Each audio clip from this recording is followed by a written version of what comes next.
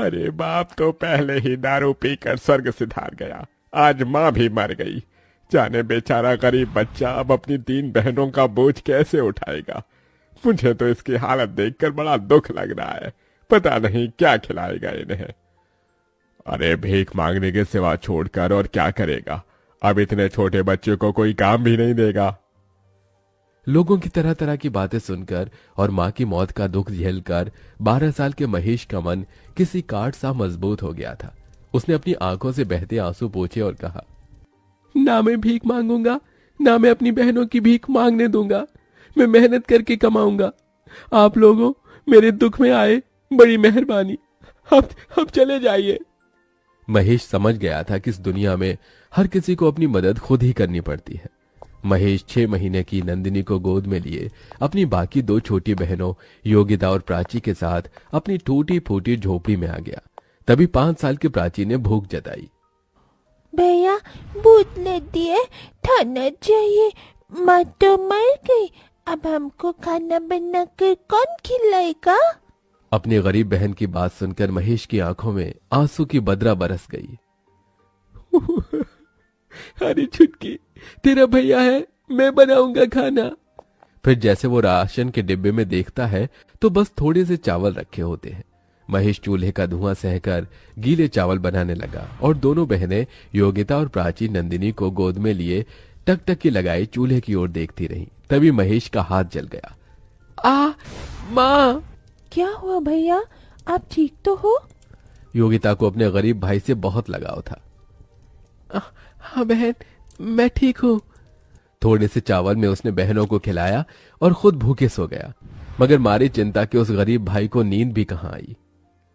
आज थोड़े चावल थे तो दिन कट गया, मगर मुझे काम ढूंढना होगा। अगले दिन महेश काम ढूंढने निकल गया और लखन से कहा, चाचा आप जिस फैक्ट्री में काम करते हो वहां मुझे भी कोई काम दिला दो। अरे ना बाबा ना, तुझे काम दिलाकर मुझे जेल में चक्की नहीं पीसनी, जा भाग यहां से। महेश निराश होकर दिन भर तपती धूप में भटकता रहा। उसके पैरों में एक चप्पल भी नहीं थी, शरीर पर एक मैला कुचैला जगह जगह से फटा हुआ एक शर्ट। तभी वो लच्छू दास के ढाबे पर आया। मोटा ताजा शरीर और निकला हुआ पेट लिए वो कुर्सी पर पसरा था। अरे जल्दी से ये प्लेट धो, ग्राहक खाने के लिए खड़े हैं। अरे ओ पप्पू, कहाँ गया तू? तभी महेश तवाक से बोला, सेठ जी मैं सारी प्लेट धो दूंगा, काम की बहुत जरूरत है मुझे, दया करके काम दे दीजिए। इस दुनिया में एक गरीब का फायदा हर कोई उठाता है। लच्छू ने भी महेश की मजबूरी देखकर कहा, देख बच्चे, तुझे दिन भर प्लेट धोना होगा और उसके बदले मैं तुझे 50 रुपए ही दूंगा।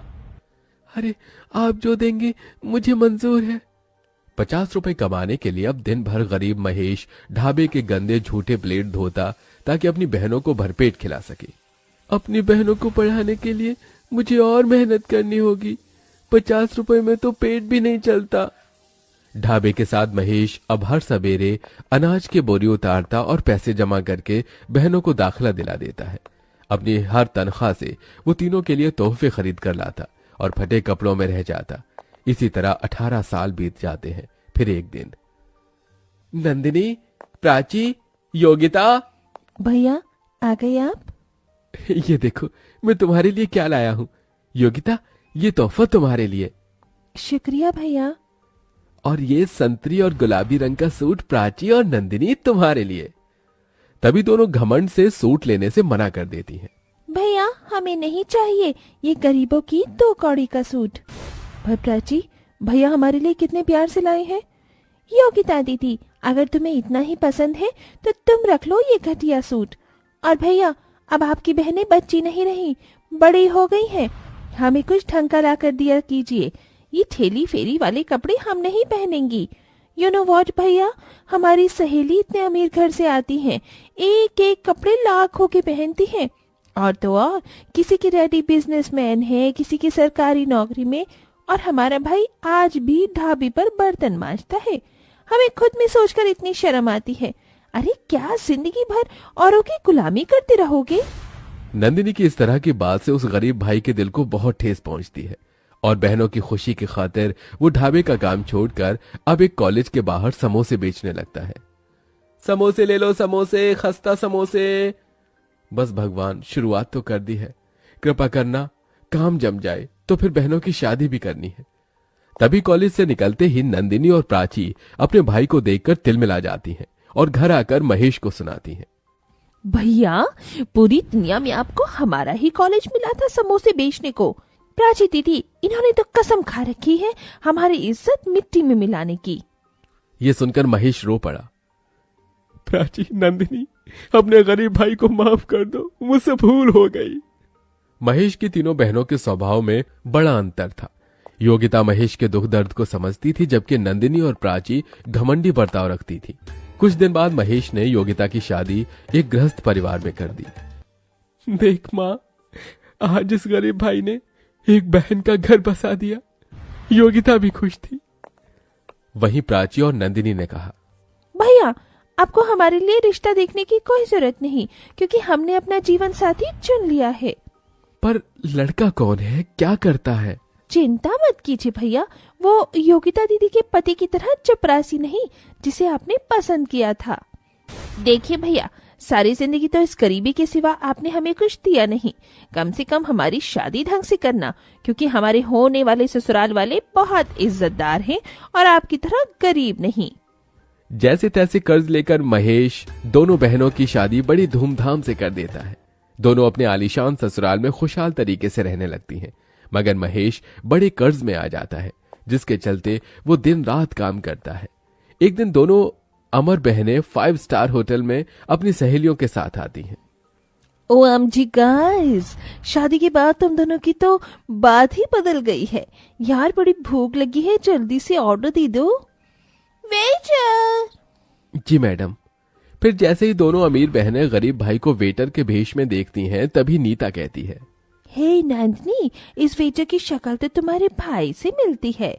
नो नीता, हमारा कभी कोई भाई नहीं था। ये सुनकर महेश का दिल ढहक ढहक कर रो देता है। मेरी गरीब हैसियत की वजह से आज मेरी अमीर बहनों ने मुझे भुला दिया। इस दुनिया में दौलत के आगे रिश्ते का कोई मोल नहीं है। कुछ देर बाद, अरे ओ वेटर, चल यहाँ। जी। तभी प्राची अमीरी की ऐंठ से अपने पर्स से पैसे निकालकर महेश के हाथ में थमाती है। ये लो, टिप समझ कर रख लो। दौलत के गुमान में चूर दोनों अपने गरीब भाई की बेइज्जती करके चली जाती हैं। उस दिन से महेश अमीर बनने का ठान लेता है और वक्त ऐसी करवट लेता है कि महेश कुछ ही सालों में बहुत अमीर हो जाता है और वहीं उसकी दोनों बहनें बुरे हालातों में पहुंच जाती हैं और दोनों आंखों में आंसू लिए हुए मदद मांगती हुई आती हैं। भैया, क्या बात है, मेरी अमीर बहनों को इस गरीब भाई की याद कैसे आ गई? हमारे पतियों का बिजनेस में बहुत बड़ा घाटा हुआ है। घर द्वार सब कुछ बिक गया। आपने जो काम शुरू किया है उसके लिए आपको 2 लोगों की जरूरत है। अगर वो नौकरी आप हमारे पतियों को दे दे तो बहुत मेहरबानी होगी। मेरे साथ काम करने से अगर तुम्हारे पतियों की इज्जत नहीं जाती तो उन्हें भेज देना। अपने गरीब भाई का दया भरा मन देखकर दोनों का घमंड टूट जाता है और उनकी भटक भी खुल जाती है। दोनों अपने किए की माफी मांगती हैं। भैया, हम दोनों से भूल हो गई। जिस भाई के पाँव धोकर पीना था उसे पूजना था। हमने अपने उसी माता पिता समान भाई को उसके गरीब हालातों में कोसा, मगर आज आपने हमारे लिए इतना किया। थैंक यू भैया। दोनों के आंसू देखकर आखिर बीती बातों को भूलकर महेश अपनी दोनों बहनों को गले लगा लेता है और धीरे धीरे स्थितियां ठीक हो जाती हैं।